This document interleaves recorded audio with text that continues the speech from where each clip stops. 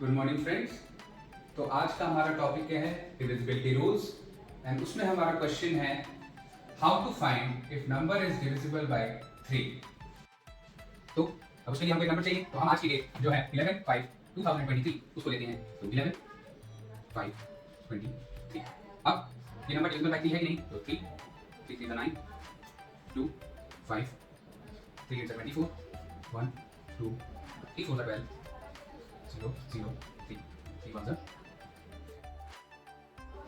Shortcut क्या होगा इसका? नंबर जो गिवन है 1 1 5 2 3, हम इन सारे नंबर्स को ऐड कर देंगे। 1 + 1 + 5 + 2 + 3 1 1 2 2 + 5 7 7 + 2 9 9 + 3 12 और 12 is divisible by 3, therefore 1 1 5 2 3 is divisible by 3। आप मुझे आज कल की डेट